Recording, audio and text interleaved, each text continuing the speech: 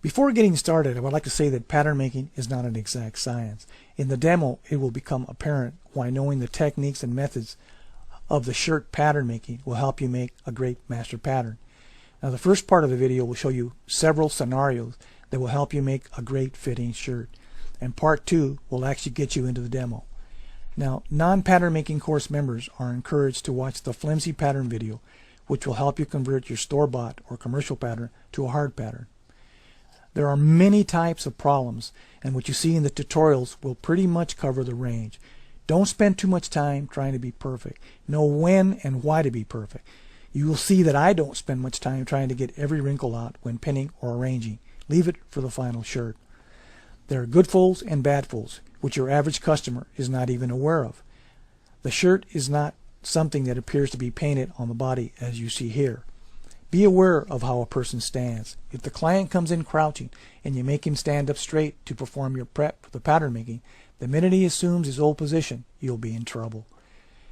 The art of fitting comes in the thinking process. Remember that usually for every reaction, there is an opposite reaction.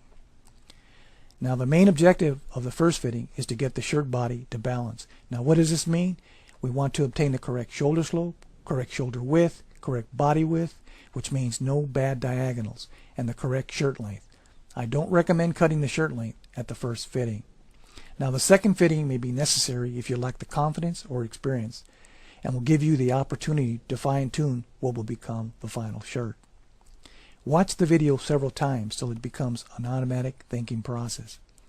Now, after the first fitting, we'll show you how to mark, adjust, and prepare for the second fitting if necessary. Now, the question that most future shirt makers ask is, what is the minimum shirt order is required to make it necessary for the fitting process? I would say at least 4 to 6 shirts. Now, there are many shirt makers that will take an order for one shirt. And normally in this situation, most of these shirt makers observe very well because they have a lot of experience and don't want to spend too much time in the making of the shirt. They are aware that basically what comes out here will be the final. Try to avoid being in this situation. These type of customers are normally not your long-time customers. Now, time is money. Remember, if it's a new customer, they don't have an idea of what a good fitting shirt looks like. You will have to educate them and try to get the minimum shirt order. If the customer has come over from another shirt maker, I would advise to get the minimum order. Most likely, they don't like the fit. Now, in this situation, I would definitely do a shirt fitting.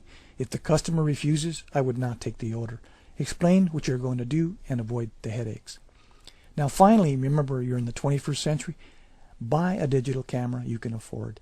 Take front, side, and back views for many problems you want to submit and to help you remember your customers while making the pattern.